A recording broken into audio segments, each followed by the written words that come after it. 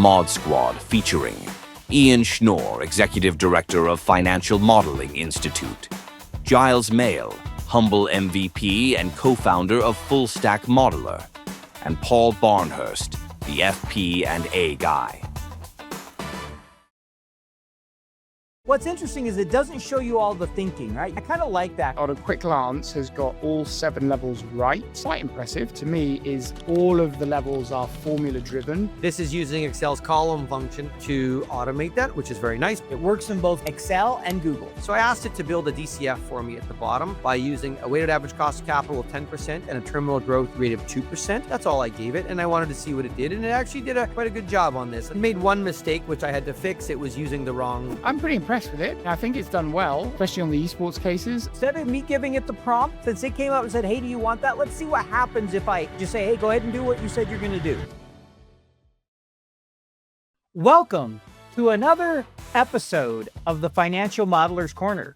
Again, this week we have our special series featuring the ModSquad. That includes Giles. Giles, welcome back. Pleasure to be here again, Paul. Nice to see you. Who, me or Paul? You, Giles, had a pretty major announcement, and a pretty major release, yes. Oh, the music video. Yeah. I think we'll cover that in the news because we have a new section about the news, and that's important because Excel had a big birthday, I heard. So welcome back, Giles, and Ian, welcome back. Thanks, Paul. Great to be back for another episode here. Yeah, really excited to have you. And as always, my name is Paul Barnhurst, and I get to co-host with these two amazing modelers. I almost said something else, but I stopped myself. I don't want to know what you were going to say. We're here again to test tools, have a little fun, share our views. And at the end of the day, we're really hopeful this is helpful. And it's one of the reasons we've added, before we get into what tool we're going to test and then the actual testing, is we're adding a section each week that we call, the ModSquad, the latest news. This space is moving extremely fast. But just from the last testing we did to today, there's been a lot of changes. But before we get into kind of the AI news, Excel had a birthday. September 30th, it turned 40. And there was this big reveal, a video that was released. And I heard it was quite popular. So Giles, tell us a little bit about this video you did. We doubled down. I did a music video a year ago when I got made MVP for the first time. And this time we went even bigger. So yeah, to celebrate Excel's 40th, we hired a 1,000-seater theater for 2 days, got Deb Ashby back, roped Mark Proctor into it, and somehow roped Leila Garani into flying over from Vienna. And about 25 dancers, a children's choir.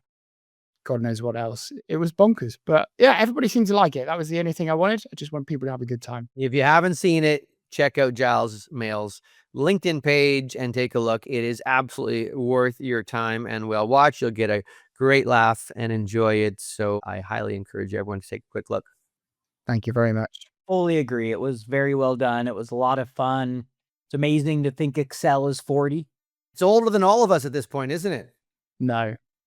Maybe not. Maybe not. It's older than one of us, maybe? Close. All right. All right, Paul, let's go. So other news. This last week, Excel released in beta an Excel agent. And I think that's a really big announcement. I'll share a few thoughts on that, and then we'll go around the horn, so to speak, here and get everybody's take. I've done some testing. I've seen a lot of videos.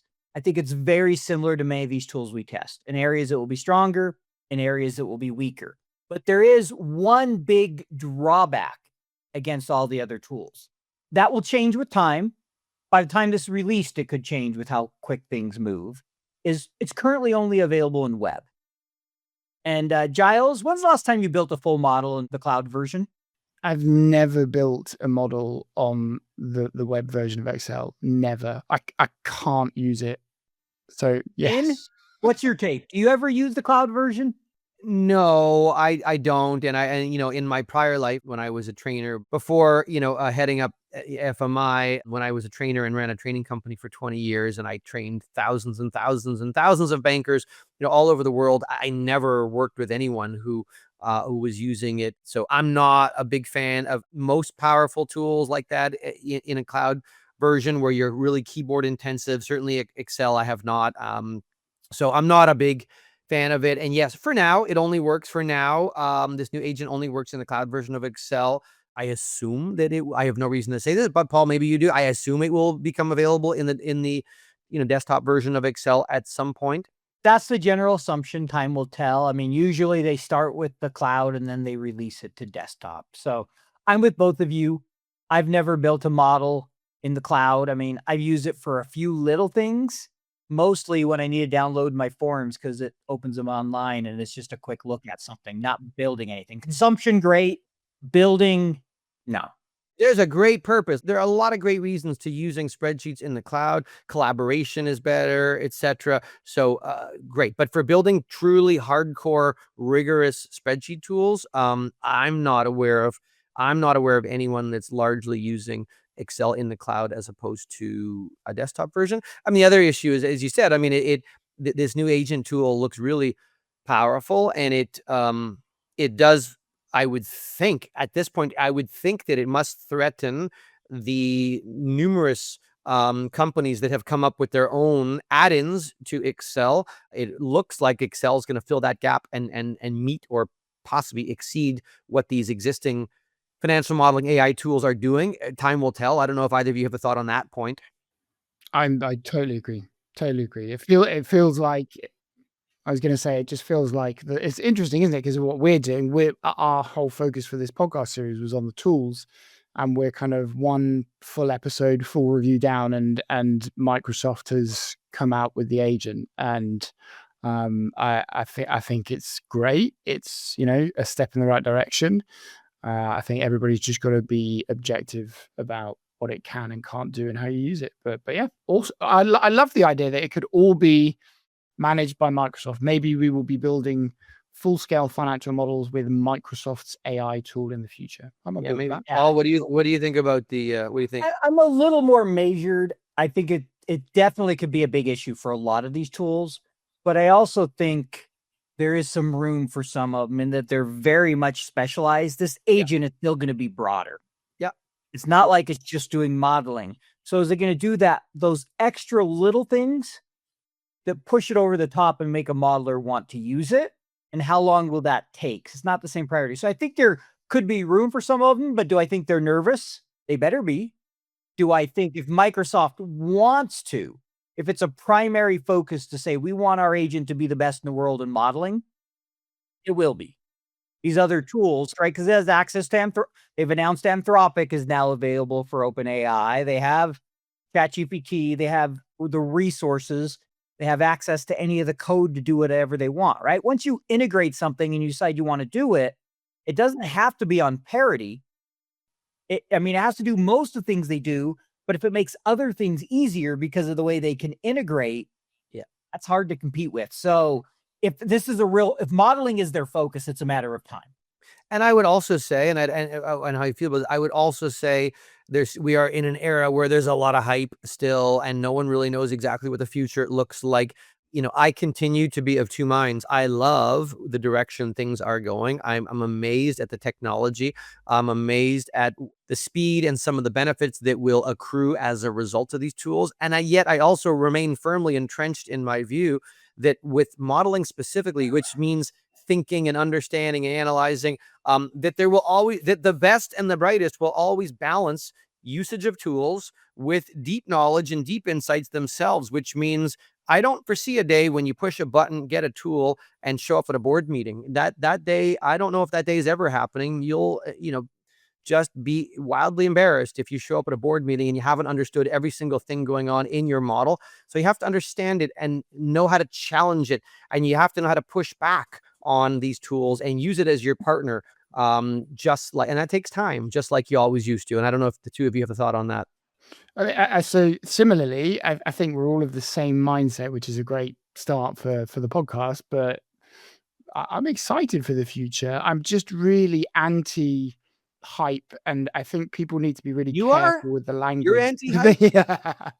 Next thing you're going to tell me you don't like cheat sheets, Giles. I'm anti-hype. I just get annoyed every now and then with the loose language when you hear people saying, "Oh, you can click a button, and what you used to do in 4 hours, you can go get a coffee and it's done." So that's it'll do something. it'll build something and it might say income statement, but it's not at the level where you can just go, oh, we don't need an analyst to do that now. But I'm sure it will get there. But just don't hype it up, because then when people use the tools, they're going to go, oh, this is not what I thought it was. This is not what I've been reading about. But the commentary, when there's commentary around take a 6-hour task and get it down to 6 minutes, there will never be a day when you can learn. I mean, that 6 hours was not just clicking away in Excel. That 6 hours was your thinking process and your design and understanding how you're going to frame and shape and form the data. So taking that down to 6 minutes is, some of the build, and that can be great, but you're still going to need a lot of time to kind of get yourself caught up and up to speed so you can be an intelligent, leader on a team. That's not going down to 6 minutes. And so I think there's some misconception over, how it's going to, impact people's jobs. But anyway, Paul? And I think one thing, less, people think we're like, hey, the agent's just going to take over. There's no space for these tools. We still think it's important to test them. We still think this testing will allow us to see where the strengths are. Because I guarantee you, not every tool is going to respond the same. We'll test agent in this group before we're done to see how the Excel agent responds. So with that, why don't we jump into this week's tool? Really excited. It's Rosie AI. I think all of us had opportunity to chat with their CEO, Dennis, and I'm going to start by just sharing a little bit about the company. We'll look at their website, similar to what we've done before, and then we'll jump into testing. And we're going to do the same order we did last time for testing. We're going to start with our humble MVP, then the bearded guy, then the smart one of the group will close out for us. That is not true, Paul. There's only one MVP in this group. Well, there's only one humble MVP. There's no 100. Oh, that's right. I forgot you were an MVP. I forgot that, Paul. You don't talk about it as much. You don't talk about it as much. Why? Why can't you talk about it all the time, Paul? Because you do more than enough for both of us, Giles. You can be in the next music video. You'll be all right. If I can, then I'll be famous. All right. So let's jump into Rosie AI. So what's interesting is Rosie has now launched. It's out there. It's one of the few. Many are planning on doing it. It works in both Excel and Google. So I think that's a good step. There are definitely people that's really helpful, right? You got that full cloud, and Google, if you want a cloud spreadsheet, it's the strongest cloud spreadsheet out there, most history and so forth. Yeah. So launch date, it's one of the older tools. It's been around for 2 years now. It's hilarious. We're in an industry where an old player is 2 years old. And I know. Yeah, mad. I know. But when you think of AI, that's a lifetime. Absolutely. Its focus is modeling in Excel. It's really looking at finance and consultant professionals. So I think ideal testing. I really like what it's done in its pricing. I love that it has a student version. $10 a month. I'd love to see that even lower, but I like that they're, trying to accommodate everybody. The individual is at a very reasonable price point at $20. Absolutely. And then, if you want a team, contact us. Yeah. Right. I appreciate the pricing. Any thoughts so far, Giles? The same thought, just again, with this spectrum of pricing that we're seeing, $10 and $20 a month for a proper license is fantastic. I think it is interesting that they're on Google Sheets and Excel. Yeah, I'm not a Google Sheets user other than just to manage things with my own team, but I'm sure that's a good bonus. I quite like Google Sheets for that. It's funny. I almost think I almost think them as different sorts of tools. I mean, there are certain tasks that I naturally gravitate to Google Sheets, like collaborating with our team, building collective spreadsheets to analyze project, whatever we're doing. That of course we use Sheets for. I think I've met Dennis, the founder of Rosie, a great guy. I really admire what they're doing. I'm rooting for them and for all of them. I'll be honest. I am rooting for every one of these because I think it's amazing to see what's happening. I'm rooting for them all, and I really hope that that there's a space for them. It's not going to be easy, right? But as we seem to think, but I root for all of their success. So yeah, did you anything you want to finish on the summary, Paul? I think I'll mention is they use GPT. They're married to one company. They have multiple different models. Yeah. So I think that's interesting. We'll say what they say makes them unique, and we'll get to kind of test this. Rosie combines deep semantic indexing with native integration. So, some of that work they've done on their own to really allow you to accomplish more. So we'll get in and test that. I think we discovered in our last episode that having the choice sometimes, you know, I think we all find in life having too much choice is never always a good thing, right? Yep. Just, you know, just show me one paint color, you know, if red and it's perfect, right? I mean, having too many options for anything can be overwhelming. I think we discovered when we had a number of choices with the last tool, sounds like a good idea, but I think we found that was There little were definitely some challenges in that, challenges. right? For So sure. now we're going to see the opposite. Now we're going to see the opposite, a tool with only one, and we'll see how And we it feel about that. selects which model, if it's going to use any different GPT models. So we'll see a tool that, hey, choice is kind of gone, so to speak, and we'll see how it performs. But even that's interesting because I remember last episode, Ian, you were saying like, God, it would be so much better if the tool made the choice for you. So to some degree, albeit within one area, it's doing that, which is interesting. So it might That's be what Yes. That's what Rosie's going to do. You're saying, Yeah. Yeah. Yeah. yeah, Yeah. it will, but it still stays within Within one. one family. Correct? That's what you were saying, Paul. Yeah. Yeah, it's all within OpenAI. So we'll take a quick peek at their websites, similar to what we did before. You know, very, very plain, not in a bad way, very simple website, right? You come right in, got blog, data security, contact us, help center. I love it.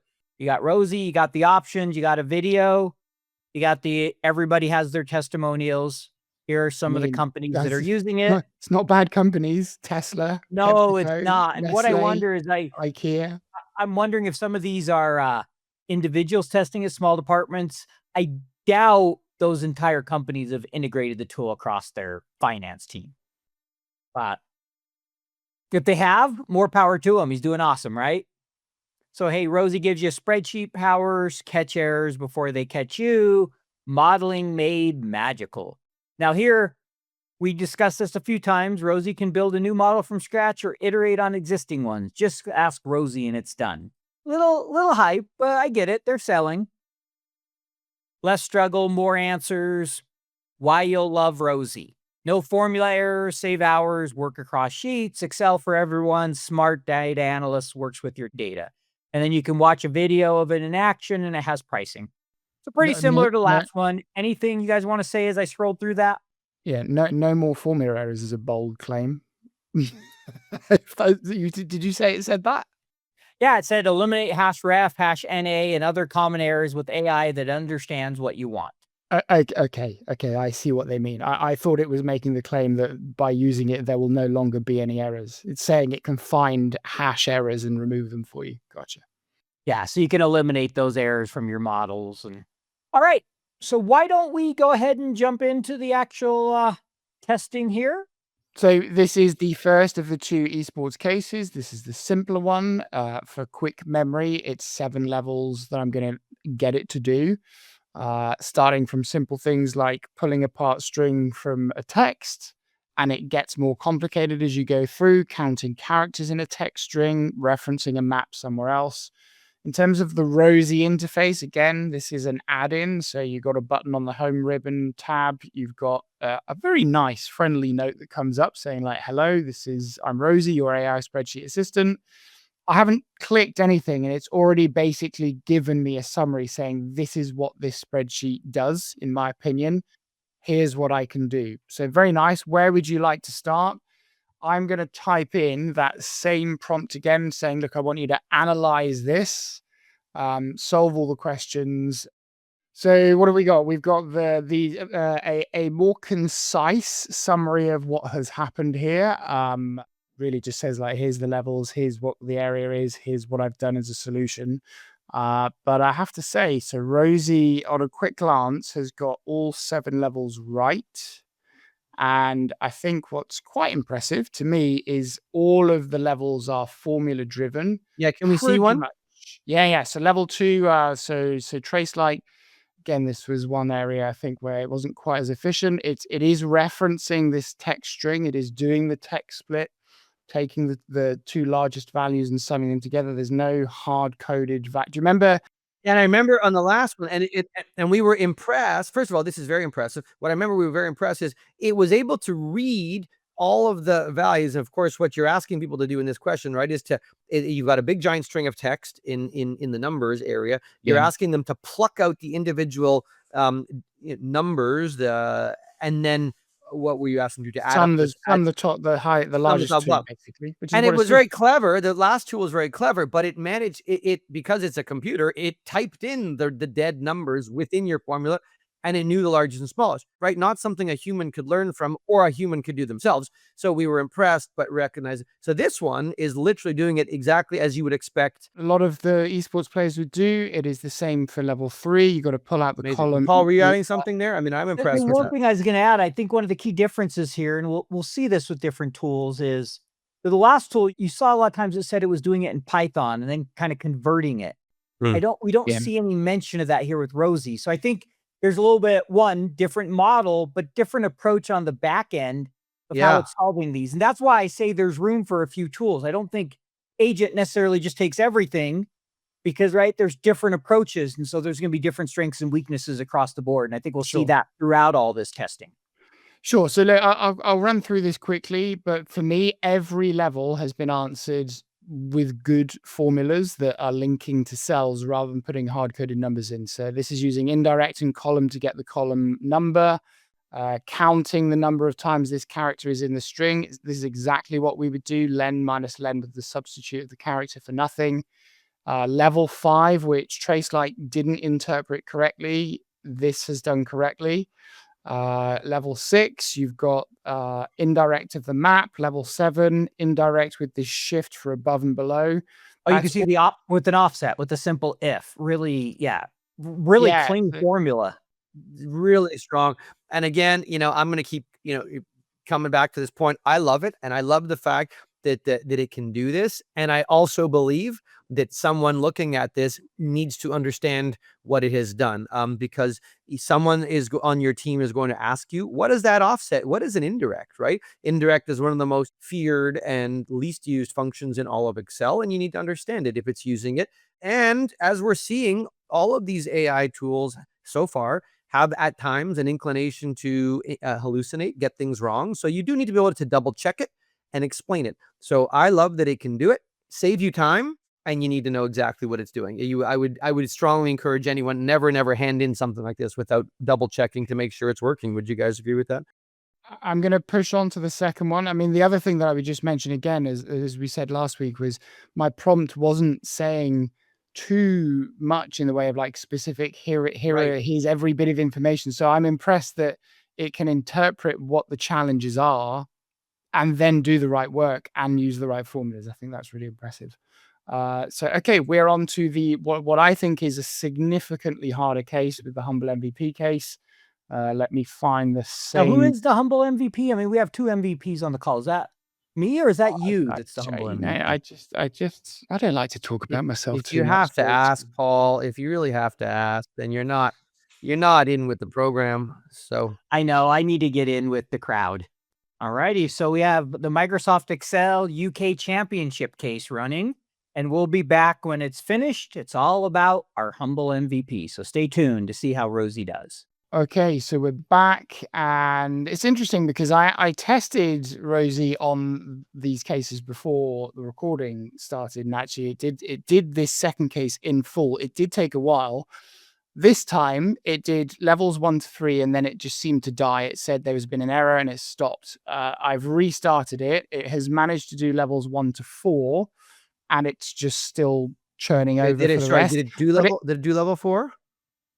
It has done level 4 as well. And I mean, this is a hard level. This is difficult. There are a lot of things in play here about characteristics of my mood and the coats and everything. That's not easy to come up with. It's definitely still kind of working through 5 to 7. It did do this when I tested it before, but we paused for 15 minutes. I think that's too long. But I would still say that's quite impressive. Very impressive. It's coming up with very complex, which is not necessarily a good thing, but it's coming up with very complex single cell solutions. Well, look at that. It's using let, and it's naming everything. Someone could go through and trace that. That's complex though, right? Momote, transpose, is number, search, index, and a let. Did I miss anything? It has 7? Oh, sort by in a sequence in a row. So what is there? About 12 different formulas in that thing? There's a lot, but it is doing it formula based. This is more of a sort of programming approach rather than shoving hard coded numbers everywhere. It is leaning on the supportive information. If I F2 that, it is leaning. I didn't tell it to do this necessarily exactly like this, but it's done a pretty good modeling job of those levels 1 to 4. So I would say 4 out of 7. Just ran out of time. Maybe it would have got to the others in time. We don't know. I mean, it got there before once. So, I mean, overall, impressive, right? I think that the result is it does a really good job here. Yes, I'm going to move straight on to the third one. And again, I'm not going to go through the whole subject again of what we're doing. This was kind of raw trial balance data, was essentially analyze the raw data and produce a sort of comprehensive summary with some visuals in there. And this is the one that had the 2 sheets where you done your summary sheet. And if I remember right, TradeFlight referenced that a lot, not a lot on the balance sheet. We would have liked to see a little more work on the transactional. So it'll be interesting to see where they focus. Definitely. The prompt specifically says, look at the trial balance data, which is this one, and use that. We are back. About 7.5 minutes of work. I think there's a couple promptings in there, Giles. Why don't you kind of walk us through how it did and what you're showing us, what your take is here? Yeah, it's a bit of a mixed bag, I guess, a little bit like TraceLight. So it has actually produced a summary that's formula driven. It's using good functions. It's looking at the source data. So that's good. I mean, there's a few, it's hard coded things like revenue, and you could have looked at the headers here, but that's not bad. It's giving me the outcome that I kind of wanted, which is to show that net income drops negative and then kind of comes back at the end. So that's the right sort of insight that you're looking for. So if you look at stuff like this, like that's okay. It's not beautiful, but it's done an okay job. I would say the graph looks a bit horrendous. And why do you say okay? I mean, the analysis in the columns looks bang on, or is it missing? Are you concerned about anything in columns A through H? Is it missing? Is it missing anything? Is it No, I think that's my point. So in terms of like a professional report, the good bit is I think it's actually done the technical modeling pretty well. Yeah. Would you show this as a final report page? No, I think it would need work done to it. But it's okay. It's a great start, right? I mean, it feels like it's a great start. Well, it's an improvement on what we saw last week, because I think the approach to getting the data and looking at the source data using the right functions is good. But one thing that's interesting, I think, was better last time, in my take, is remember, it gave us the product breakout. Here we don't get a product breakout. I think its summary is a little better in that it took it all off the trial balance. I liked that it gave us operating expenses. The last one missed that. So I would like to take some from both of them, if I'm doing my final work. And that's what's interesting is there are some areas. On the whole, I think this one did a little better job on this task, but there were some things I liked from the first one. I think that's fair. I think it's done better. It's not perfect. We probably aren't expecting perfect, but again, pretty good use of functions and logic to get a pretty future-proofed answer, I think. Before we move on to my testing, any last takeaways from what you've tested for Rosie? I mean, I think it's done well. I mean, especially on the esports cases, I think they got full marks on the first one. When I trialed it before on the harder case, it actually got full marks as well. But it just, again, that's an interesting talking point. Same prompt, same challenge. It just broke after 3-4 levels a second time around. Part of it could also just be how busy AI is and the app versus Rosie. It could just be some of the, what's the volume hitting it. I'm pretty impressed. I think it's done a good job. It's only getting better. It's going to have to, continue to stay a step ahead of Microsoft's built-in tools, right? But this is pretty mind-blowing that it can do this. But again, take it with, right? It's not it's not replacement yet, but it's a great start. It's getting some great stuff done, and it's impressive what it's able to do on the things you've tested it for. Cool. I think that wraps up my bit. Well, let's go ahead and move on to some FP&A use cases. We'll be able to test 2 or 3 here. We're going to test, we tested this last time, we'll be testing it again. This is the price volume mix, where it's looking at margins and saying how much did the price impact it, how much did the volume impact it, and then how much did the mix of the individual products impact it. It's called Paul's Getting Spicy. It has 3 different products. We won't get into the details about them, but there's one called BBB or BB, PMP, and Boss. And we can see we have budget and actuals. So what we're going to ask it to do is we're going to ask it to fill in the price right here for these 3 products. We'll start with that prompt. We're going to go ahead and copy it in. Basically, I said, hey, look, in this workbook, we have a price volume mix. I want you to give me the answers in these cells. So let's see what it does here. You can see it already did some work. It says this workbook walks through a PVM.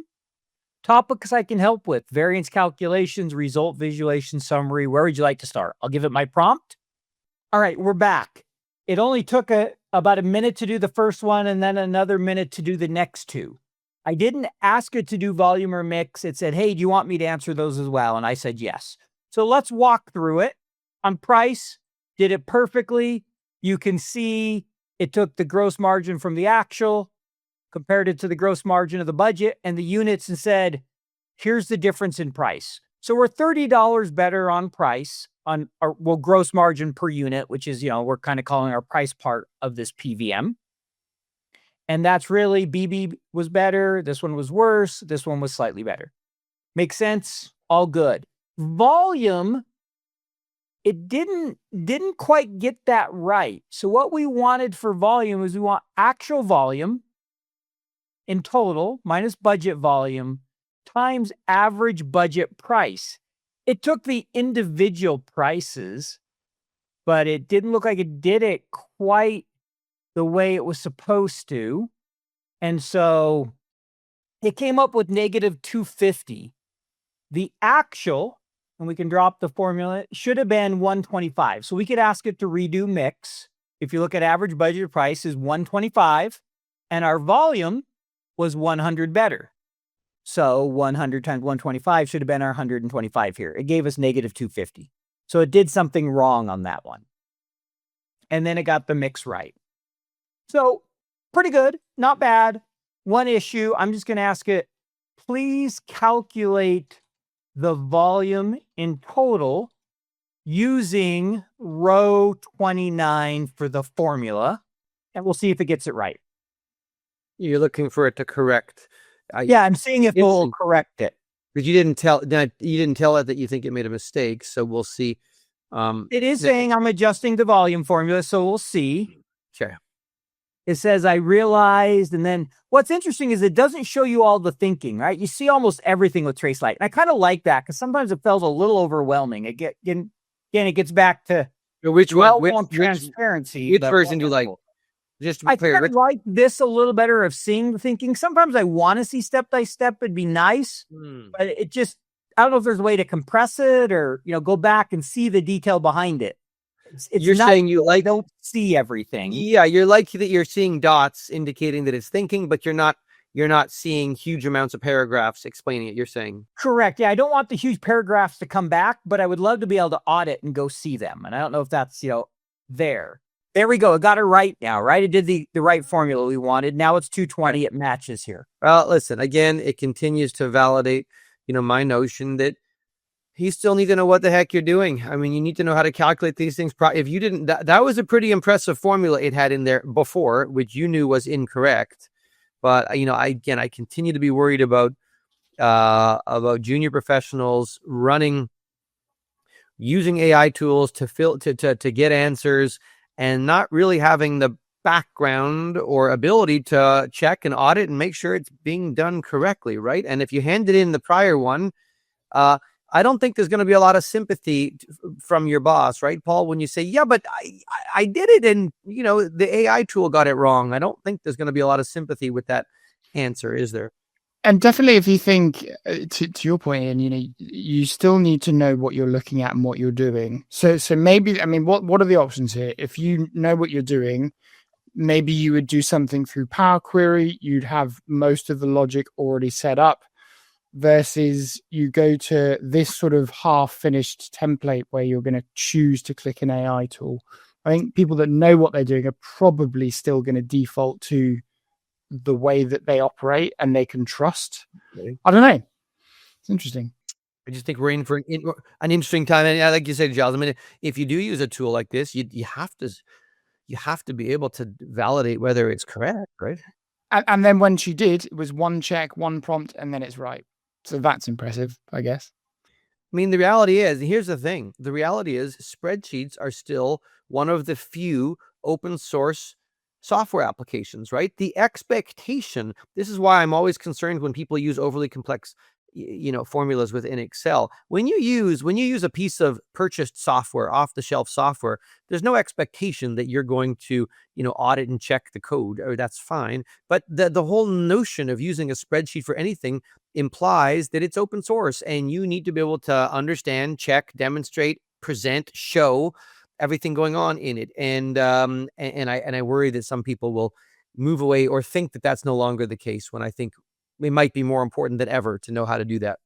All right, so let's do the next one. This is the deferred revenue schedule. So last time we gave us some billing data where the customers were prepaying for multiple years. And we said, hey, build the waterfall schedule of how we're going to recognize the revenue.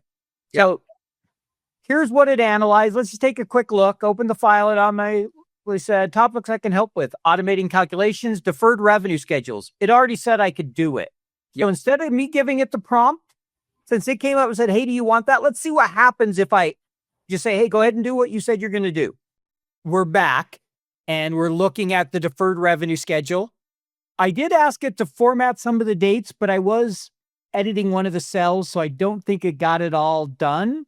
It told me what it wanted to do, and it told me to exit the formula mode, and it would do it. But let's walk through it anyway. We could see what that looks like. But if you remember, one of the others we did, and I've seen this with other tools, often we see them doing some hard coding for dates. But here, it definitely referenced it right. And so that's good. Here we'll just quickly convert this to dates so we can kind of see that the dates look right. We've seen others where the dates didn't quite come through right. That all looks good. We'll do this since I didn't give it the chance to format it all, and it all looks right. What is weird, and you and I were talking about this, Giles, as we were watching it, as we were waiting, is the formula it wrote here. And so let me, C4 divide. So C4 is the total amount. It's dividing it by the number of months. And so it's taking, months from the beginning to the end. And so instead of using date diff or just taking the dates between each other, dividing months, it's taking the year times 12 plus the month. So like 2025 times 12 plus the month. So, some crazy big number minus the other. It works.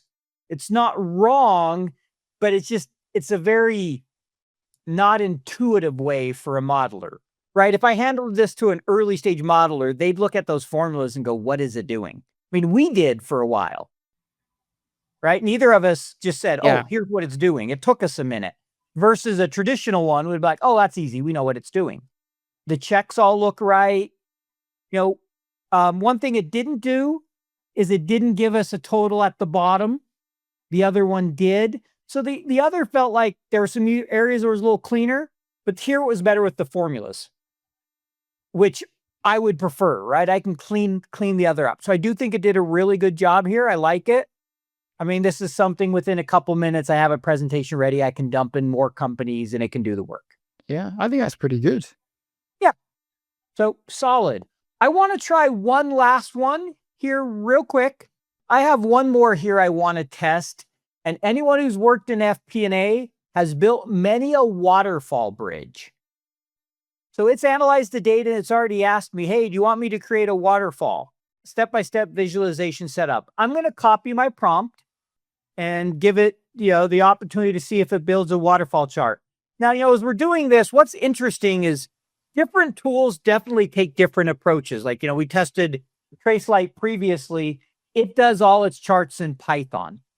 Some will will do it in using the objects in Excel to create a chart. So let's see how Rosie does that. I'm curious to see, kind of the approach it takes. On this task, it didn't complete the waterfall chart. First, I copied my prompt that I wanted it to use. Then it hung up on that prompt. So I closed the file, reopened it, and asked it to build the waterfall it wanted based on the setup. it said, hey, there's 2 ways I can do it. I said, yeah, I want a native waterfall chart. I don't want a placeholder chart. I want you to build the real thing. Thought for a few minutes. You can see here, native waterfall, please. Never built it. This is an area where I think charts and something, there's some real opportunity. Because let's take a look at this. If I'm an analyst and I want to build this chart, I'm just going to come up here, insert recommended charts. It's the second one. I have a waterfall. Now, am I going to clean that up? Of course I am.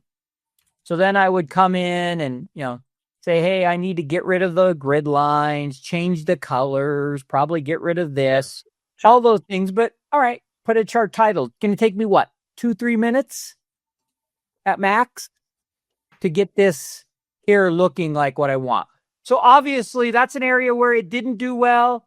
Not sure the reasons. I've tested this on several different tools and I've never been able to get it all the way there. Even here, it got one thing wrong that I'd have to fix, right? It didn't put this should be a total.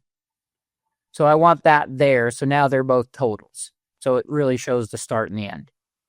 So obviously an opportunity where we'd love to see some improvement there. I've played with multiple different tools different times and I've never been able to get the chart quite perfect. I've got some to build it. We're not sure what happened there, but disappointment is what I'd say at this point, and something we can do on our own pretty easy. We're going to get set up to do some financial modeling examples, and we'll come back here in a moment. But we're through the first 2 sections so far. And before we jump into ins, Giles, any thoughts so far after seeing, 6 tests?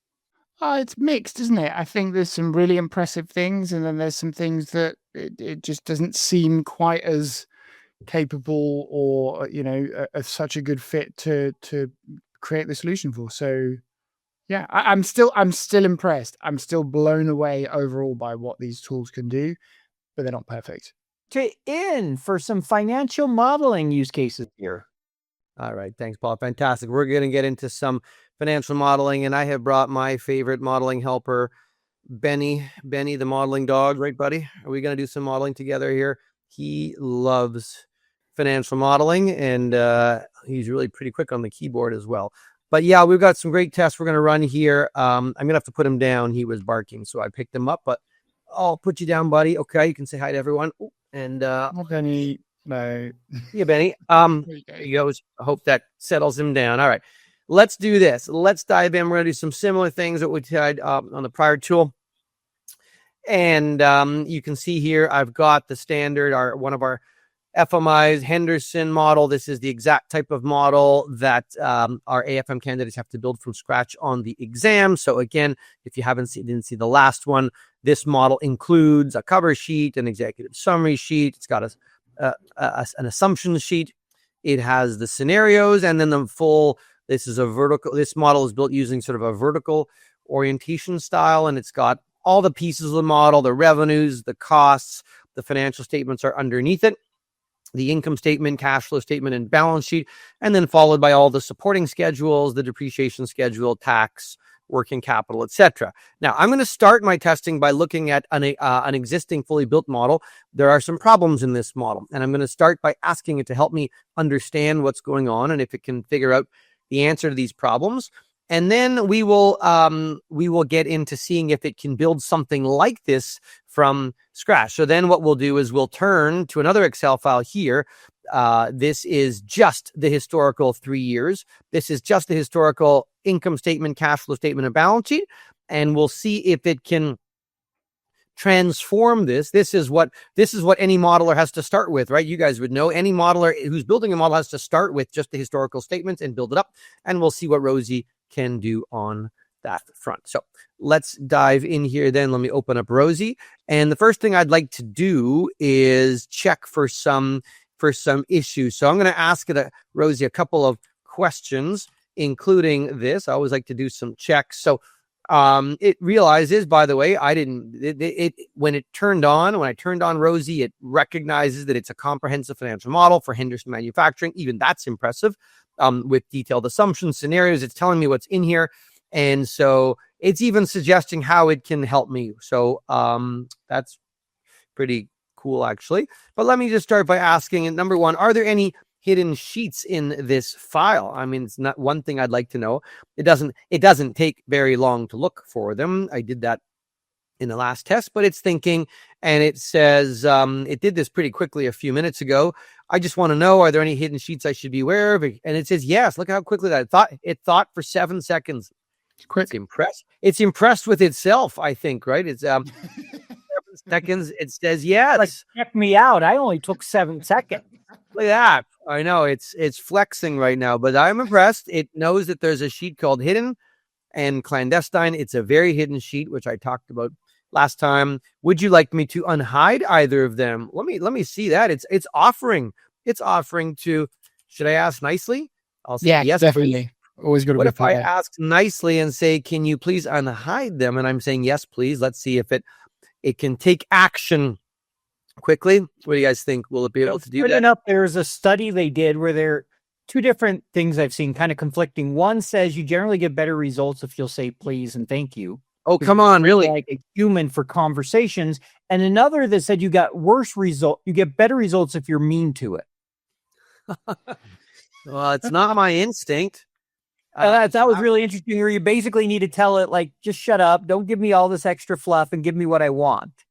It was really interesting. Wow. They're starting to down when you're very direct, almost curt with it. Sometimes you'll get better results.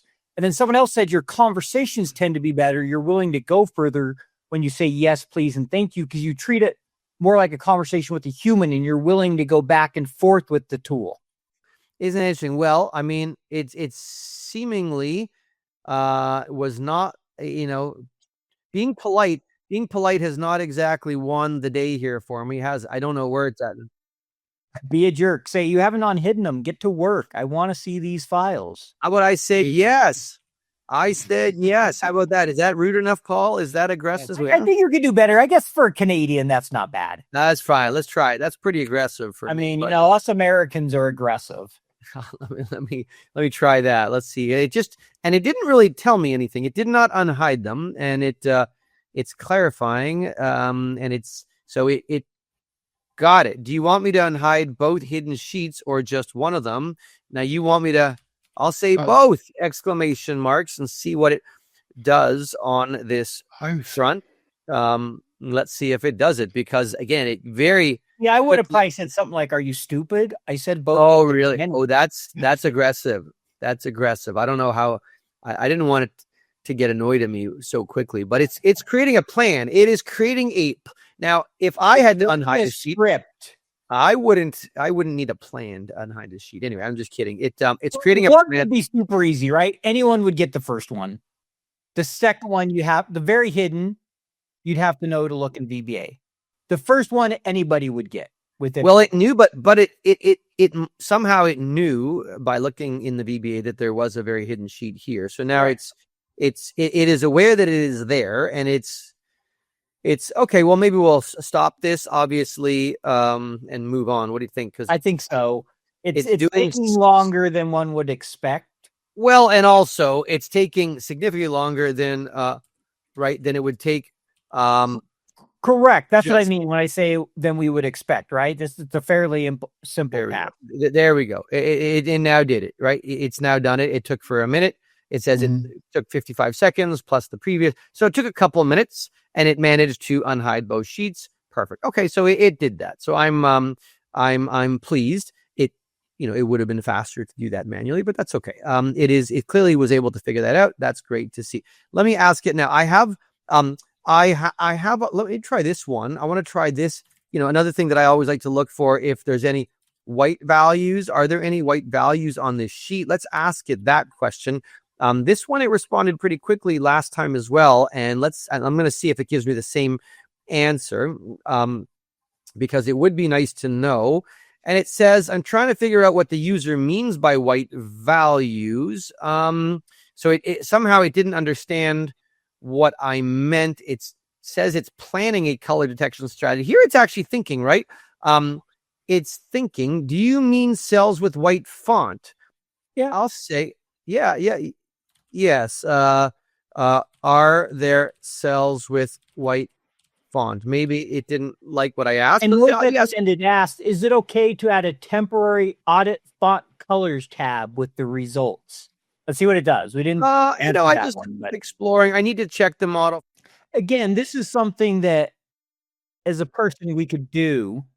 It's taking a lot of thinking. So is it right? This gets back to, is there a way we could have been more, detailed in the prompt to get it to do it faster? Or is it just sometimes AI has to think through it a lot to do it?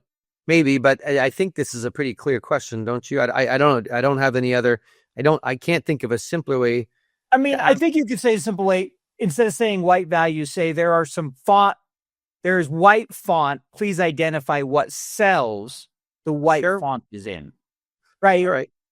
That's what I mean by you could potentially get a different result trying. Identify the cells that contain white font on this sheet. Okay. Please identify the cells that contain white font color. I mean, let's just see what that does. I'm not sure. Anyway, we're going to stop this because stop that one. It's obviously not, it's doing something. Previously, when I ran this before we started, I ran this test. It actually said to me that it was not able to check for colors. So I don't know if that's always the answer that I was going to get. It's not told us that on this particular test, but it's still, it was still struggling a little bit about that.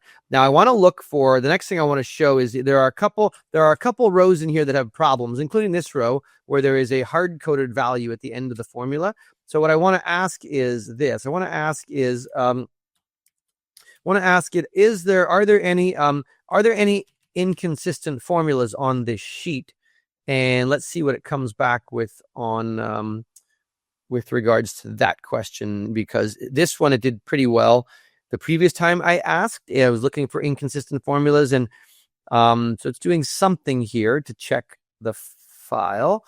And yeah, it seems to be in row 13, and row 13 we know is an important row that has inconsistencies. So it's already discovered something in row 13, and it was pretty quick last time at but I think it's helpful, but I think it's also, I mean, in this particular, it's not bad for people to see what it's doing, right? I mean, it took a little while so it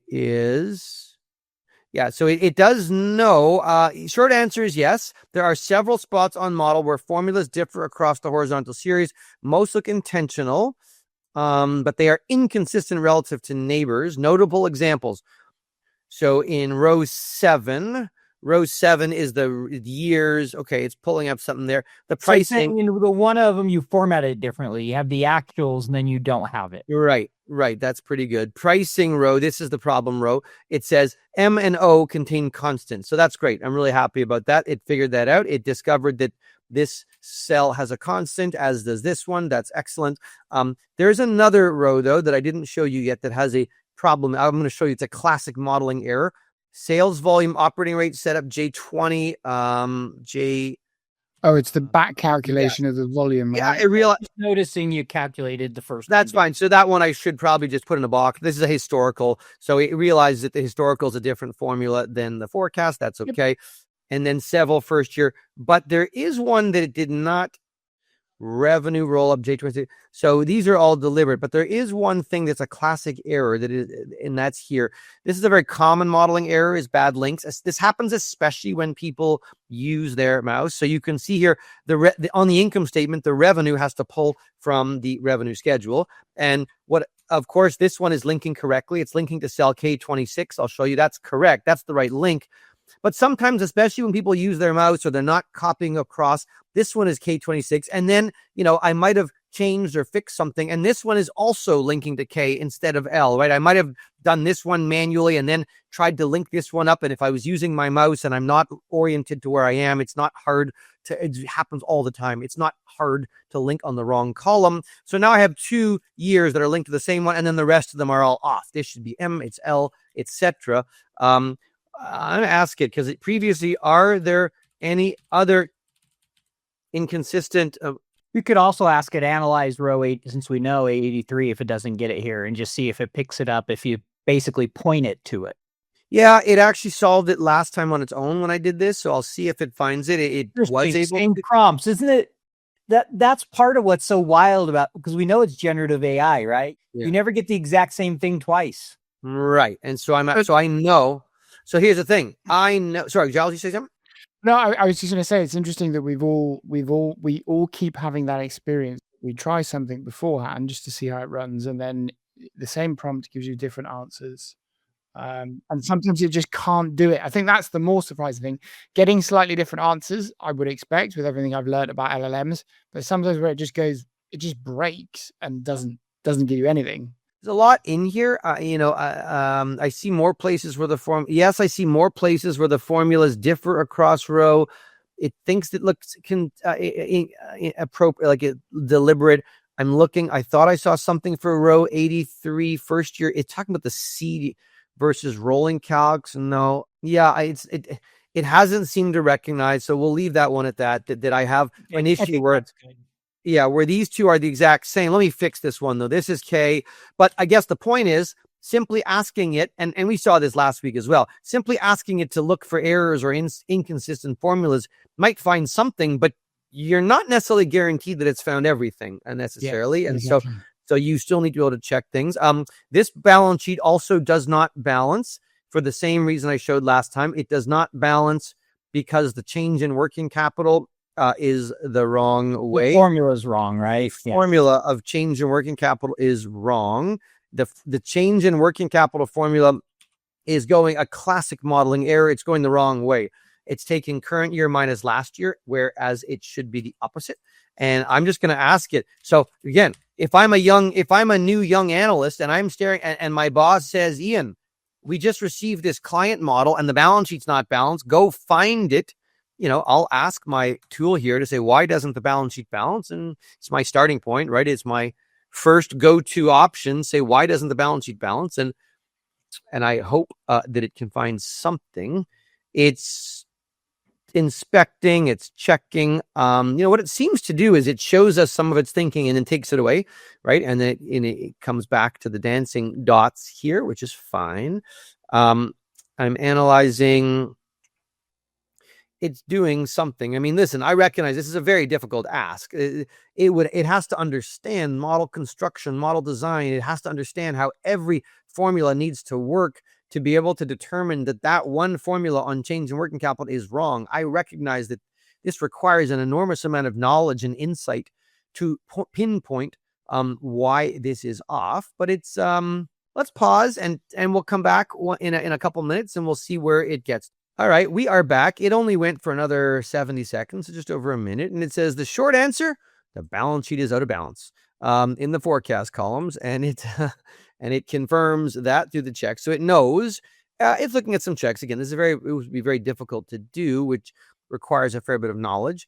It seems to think that what's driving it is cash versus financing. And there's some explanation. There is the mismatch grows.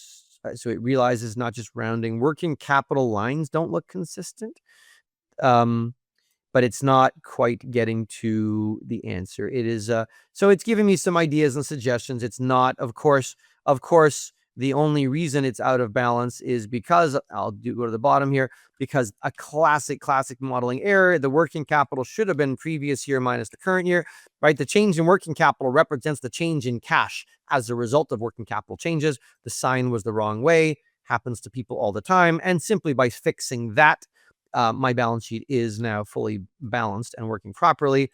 So it was one small issue that a strong modeler would be able to detect fairly quickly. So that wraps up that part of the test. I want to move into a build example now. Did you want to? Yeah, I want to ask one thing. I thought it was interesting. At the bottom, would you like me to create the audit sheet to show it and then fix the driver logic? Typically by setting the revolver as the cash plug to a target minimum cash, or simply hard plug class to force the check row to 0. Interesting that it gives kind of those options. I'm glad you pointed it out. So right, one option it wants to do is an audit sheet. This seems like it's going to do a lot of work as the cash. And my suspicion is it would have forced cash, like it would have plugged something on the balance sheet. Maybe, I'm not sure. And then this one says, you want me to do that thing I'm never allowed to do, the thing that you should never, ever do in a model? Should I just simply hard plug cash? It's like what this is not recommended. Not recommended. it's like it's like that little devil on your shoulder that comes at 2 a.m. when you're like, just plug it, just go to bed, plug it. So it's giving me that option. I probably shouldn't take it, but again, as a financial modeler, I know that I'm not supposed to take. I worry about people without modeling skills trying to do this and not knowing what direction to go and saying yes. But okay, well that is that. Why don't we move over then? And I'm gonna clean it up here. Why don't we just go back to the beginning and I'll start a new conversation.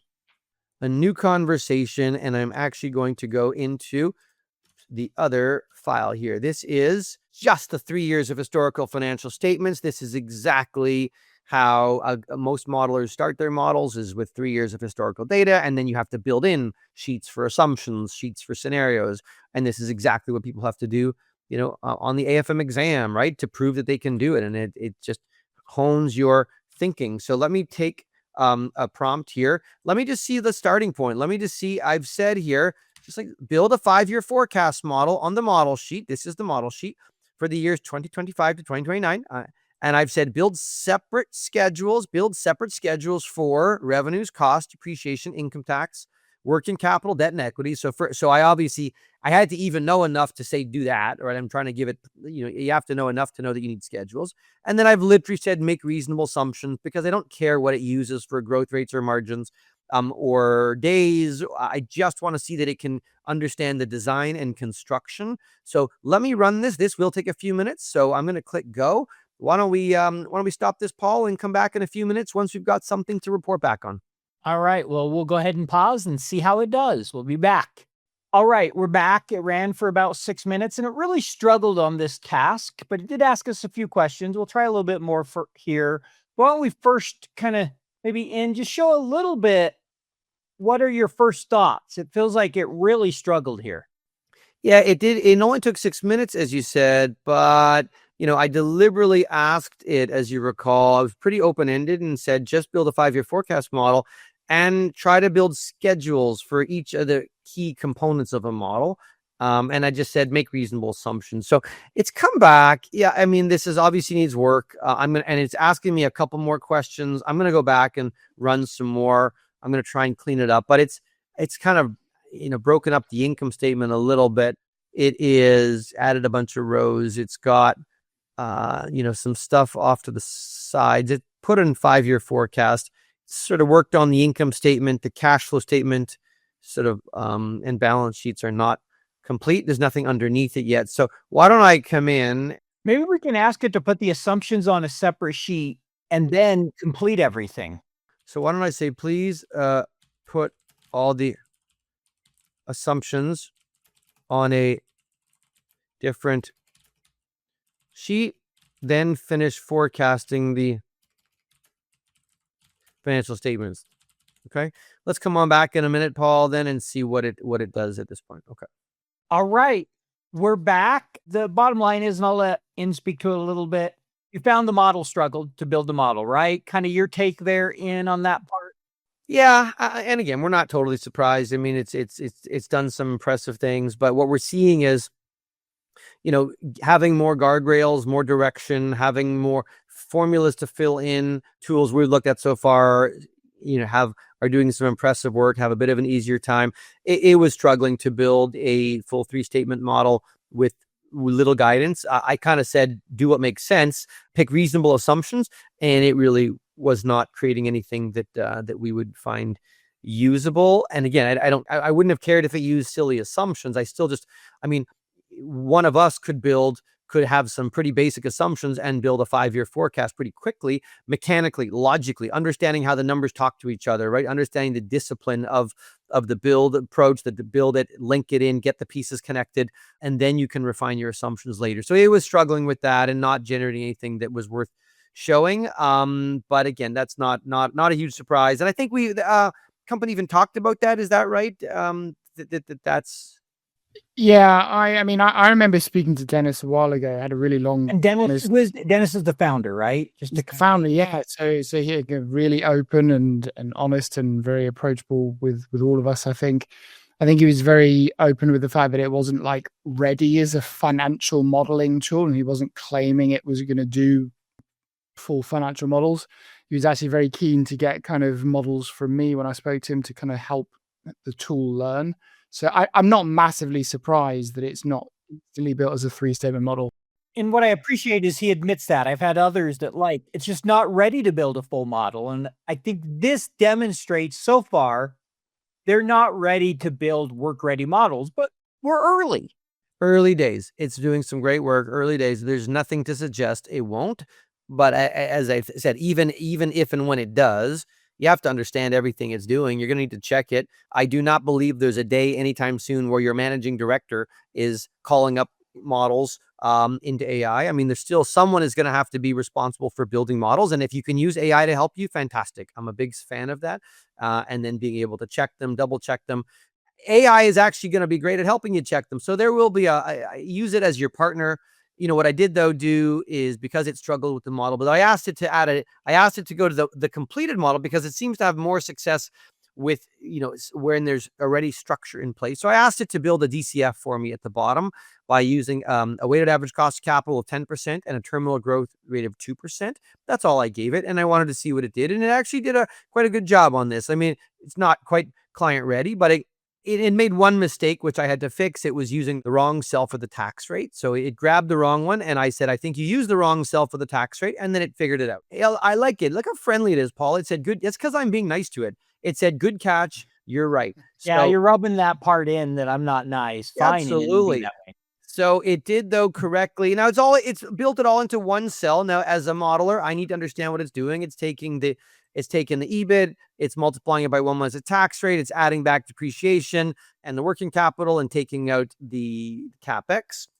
And then it has properly calculated a discount factor for the appropriate number of years. Automated, I like that a lot. And in most people's discounting exponent to discount years, they would have a hard 1 here. And in this one, they would have, a hard 2, or they would have a row above that had the 1, 2, 3, 4, 5, which is fine. This is using Excel's column function to automate that, which is very nice. But all it's doing, this entire series of columns, is just getting to the exponent, the discount years, the 1, 2, 3, 4, 5. It's doing it correctly. And then it's calculating the present value of the cash flows. I like that. Of the 5 years in the forecast period, it calculated the terminal value by taking, I'm not always a huge fan of this approach, but I didn't give it more direction. And I think if I did, it would have done whatever I wanted. It took the 5th year's cash flow, it pushed it out by 1 year, it grew it forward a year into the future, and then it used a perpetuity to discount it and take the present value, which gets it back 1 year, and then it further brought it back 5 additional years, and then the enterprise value is adding it all up. So there's certainly some tweaks, but that's an impressive piece of work. I'd love it to ask it to do a levered cash flow for me to get to the equity value and compare that against the equity value that arrives using the unlevered approach. So there's a lot of things I would push it forward on, but we'll do that on another time. For now, this is something I think it did quite well at, much better than its ability to build up a full model from scratch. So I think that's good for now then, Paul. All right. So I think that's where wrap. We've gone through and we've tested 9 or 10 different use cases here. We've done some modeling, some FP&A. There was some charting in there, just analyzing data. And, I'll give my kind of final thoughts and then we'll go around the horn and every final words. I think it's an impressive tool. I think it did some things really well. I think it struggled in some other areas. Some other tools I've seen have done better in things. But what is clear to me is if you know what you're doing, there are areas it can do things and make your life easier. There are other areas where it's not quite ready yet. But I thought especially the Excel cases, it did fabulous. Thought it did really good, right? When it has that structure and the way it gave those formulas, you could learn a lot from. So those are my takes. In your final take. Same thing. I mean, it's still, again, I still do give them tremendous credit. All these tools, incredible to think that you can use English language prompts and get something to build a spreadsheet for you. But again, my strong recommendation for anyone, I would highly encourage everyone to start playing around and testing and these things and getting comfortable. The future analyst will need to know how to use AI in their work. But my strong view today, and I don't think this is going to change anytime soon, is we need to view them as our partners. It's not a competitor to you. It is your partner that can hopefully assist you and help you. And if you think of it that way, I think there's great things in store for you and for all these tools. I think I've got two thoughts. I think, if you think of like the job of reviewing a financial model, I use a tool called Oak all the time to help me review models. I could see myself using a Rosie or another tool, or maybe it will be the agent in Excel to do some additional work like a partner. We're not leaving till we get a Um, second out of you, It's Giles. it's late in the UK. We're forcing you to stay up late. yeah. The other, What was my other point? It you was had an great. auditing tool Such you a good used. point. You said you loved your auditing tool.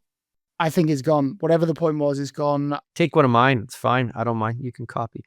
I guess I'm still where I was before. I think there's some really nice, strong signs, and there's no part of me at the moment that is just ready to go, right, this is going to replace what we do. But I think that was our gut feeling before we started this, and everything we're seeing is kind of cementing that view for me.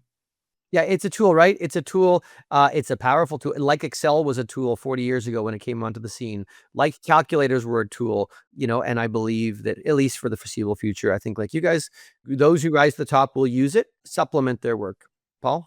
And I think that's a great point to end on. Look, it's a tool. It's a tool. If you're not using in your tool belt, shame on you. You should be finding ways to Shame. make yourself Shame, more Paul. effective. Shame. Shame. I'm publicly shaming you if you're not finding ways to be more effective. So there you go. See, the American in me is coming out. And like, I'm way too nice for that. And Giles is like, it's late at night. I don't care what they say. So on that note, we're going to call this a wrap, and we'll be back again for another round of testing. So if you have questions, you're curious about what we did, you'd want to reach out to us, please do. We'd love to hear from you. We'd love to know what you think. And thanks for joining us.